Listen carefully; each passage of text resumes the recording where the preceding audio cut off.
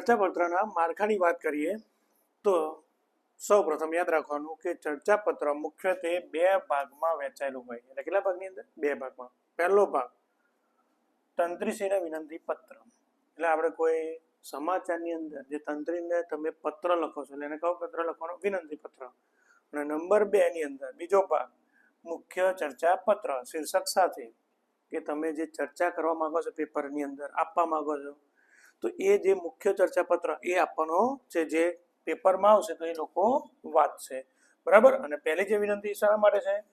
તો જે ચર્ચા પત્ર જે તમે તૈયાર કરો છો એ સમાચાર પત્રમાં છાપે તંત્રીશ્રી એના માટે વિનંતી કરવા માટે આવે. એટલે મુખ્ય બે ભાગમાં વહેંચાયેલું હોય છે. હવે આગળ આપણે વાત કરીએ એનું માળખું કેવી રીતે તૈયાર કરવું.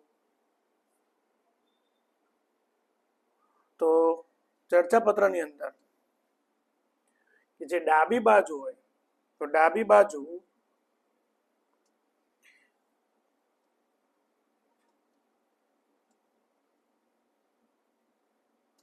તમે યાદ રાખો કે ડાબી બાજુ શું આવે? સરનામું અને તારીખ. પરંતુ પરીક્ષાના નિયમો મુજબ નામ અને સરનામાની જગ્યાએ તમે અબક લખી શકો છો. બરાબર. એટલે કે કેવી રીતેનું ફોર્મેટ લખી શકાય? પત્ર લખનારનું નામ, સરનામું, અબક, સરનામું 1, શહેર અને તારીખ. આ રીતે આપણે લખવાનું છે. તો નામની જગ્યાએ તમારે શું લખવાનું? અબક. બરાબર. સરનામાની જગ્યાએ તમે લખી શકો સરનામું 1, પછી શહેર અને તારીખ. શહેરનું નામ તમે લખી શકો છો. બરાબર. જમણી બાજુ કોઈ તંત્રીશ્રીને સંબોધન કરવાનું. જમણી બાજુ ધારો કે ડાબી બાજુ આપણે લખવાનું સ્ટાર્ટ કરીએ તો પહેલા લખવાનું અબક, પછી આવે સરનામું 1, પછી શહેર. બરાબર.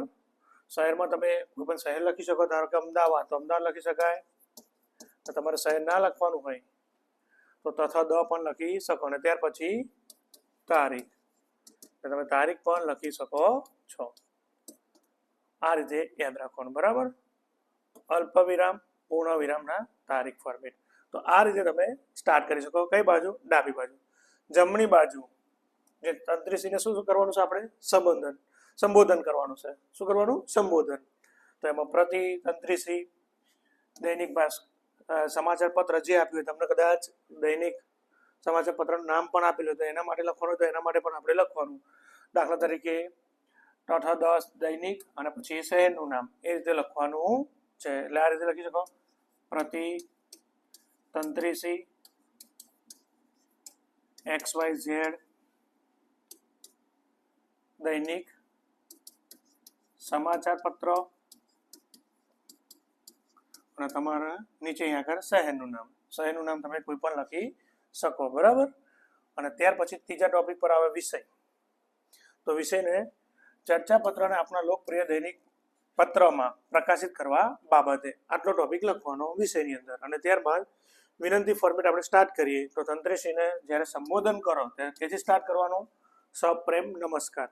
તો આ રીતે આપણે એનો ફોર્મેટ સ્ટાર્ટ કરીએ. ત્યારબાદ આગળ જોઈએ તો તમે ફોર્મેટ બનાવો સંબોધન માટે તો આ રીતનું આપણે ફોર્મેટ હોવું જોઈએ. ફોર્મેટની અંદર લખવાનું કે સપ્રેમ નમસ્કાર અહીંયા આગળ. બરાબર. આ થોડું નીચે લખવાનું સપ્રેમ નમસ્કાર. ઉપરોક્ત વિષય અને જણાવવાનું કે દેશ રાજ્યમાં હાલ ચાલી રહેલા કોઈ વિષય તમારો હોય જે વિષય તમારે ચર્ચાપત્ર લખવું હોય એના વિશે લખવાનું. અને પછી લખવાનું કે હેતુથી ચર્ચાપત્ર તૈયાર કરેલો છે જે આ પત્ર સાથે બિડાણ સ્વરૂપે સામેલ છે. તો તમારા એટલે કે આપના પ્રતિષ્ઠિત અને લોકપ્રિય દૈનિક સમાચાર પત્ર વાચકોની વાચા, બરાબર, અથવા વિચાર વિમર્શ કોલમમાં ચર્ચાપત્રને સ્થાન આપી આભારી કરશો.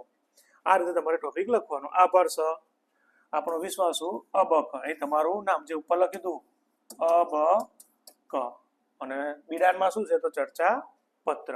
તો આ રીતે આખું ફોર્મેટ તમારે તૈયાર કરવાનું છે. હવે જોઈએ કે જ્યારે મુખ્ય ચર્ચા પત્ર લખવાનું થાય તંત્રીશ્રીને વિનંતી કરીને તંત્રીશ્રીને ત્યારે વિનંતી પત્ર જે પહેલો લખ્યો કયો આવ્યો? અત્યારનું જે ફોર્મેટ જોઈએ વિનંતી પત્ર આવ્યો. વિનંતી પત્ર પૂરો થાય પછી નવું પેજ અથવા થોડી જગ્યા છોડીને મુખ્ય વિષયની તમારે શું કરવાની છે? શરૂઆત કરવાની. અને મુખ્ય વિષયની શરૂઆત કરો ત્યારે મુખ્ય શીર્ષક એટલે કે વિષયના અનુરૂપ આકર્ષક અને ટૂંકું શું આપવાનું છે? શીર્ષક આપવાનું છે. તો આ રીતે આપણે ચર્ચાપત્રનું માળખું તૈયાર કરી શકીએ. ત્યારબાદ હવે જ્યારે તમે ચર્ચાપત્ર લખો છો ત્યારે ચર્ચાપત્રને અંદર જે ફોર્મેટ લખો તમે મુખ્ય, ત્યારે તમારે યાદ રાખવાનું કે વિગતોને કેટલા ફકરામાં? 3 ફકરામાં વહેંચવાની છે. એમાં પ્રથમ ફકરો જે પ્રસ્તાવના હોય કે વિષયની શરૂઆત કરો, સમસ્યા શું છે તે, અને તે ગંભીર છે તેની ટૂંકમાં શું આપવાની છે? સમજ આપવાની. બીજો ફકરો મુખ્ય વિશ્લેષણ હોય, એની અંદર શું હશે? મુખ્ય વિશ્લેષણ એટલે કે જે વિષય તમે ચર્ચાપત્રમાં લખો છો એનું ઊંડાણપૂર્વક ચર્ચા કરવાની છે. એની અંદર આંકડા હોય તો આંકડા દર્શાવવાના, તાર્કિક દલીલો કે કટાસ શૈલીનો ઉપયોગ કરીને સમસ્યાની અસરો દર્શાવવાની છે. ત્રીજો ફકરો એટલે કે એનું શું ઉકેલ અને એનું સમાધાન શું છે હવે એ દર્શાવવાનું, કે સમસ્યાના ઉપાય સૂચવો, સરકાર, તંત્ર અને નાગરિકો એના માટે શું કરવું જોઈએ, એમાં તમારે સકારાત્મક ચર્ચા કરવાની છે. તો આ જે ફકરા લખો છે મુખ્ય પત્ર, એની અંદર આ ધ્યાન આપવાનું છે. હવે આગળ જોઈએ આપણે કે ચર્ચાપત્ર લખો ત્યારે કઈ બાબતો ધ્યાનમાં રાખવી, એના નિયમો. તો પહેલું તો જે લખાણ છે કેવું હોવું જોઈએ? નમ્ર અને સ્પષ્ટ ભાષામાં હોવું જોઈએ. કેવું? નમ્ર અને સ્પષ્ટ ભાષામાં, બરાબર. એટલે પ્રભાવશાળી અને વ્યાકરણની દ્રષ્ટિએ કેવું હોવું જોઈએ? શુદ્ધ હોવું જોઈએ. શબ્દ મર્યાદા 150 થી 200 શબ્દોની અંદર સીમિત રાખવું. તટસ્થ અભિગમ એટલે કે તમે જે લખો છો એની અંદર કોઈ વ્યક્તિગત આક્ષેપો કરવાને બદલે, એટલે કોઈની પર વ્યક્તિગત આક્ષેપ નહીં કરવાના, પરંતુ સામાજિક અને વહીવટી પ્રશ્નો ઉપર કેન્દ્રિત થવું જોઈએ. એટલે કે શાના પર લખેલું હોવું જોઈએ? સમાજને લગતું અને વહીવટી પ્રશ્નો ઉપર.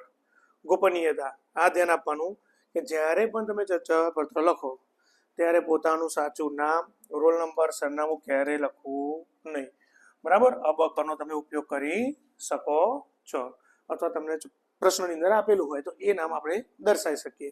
એટલે આ ખાસ ધ્યાન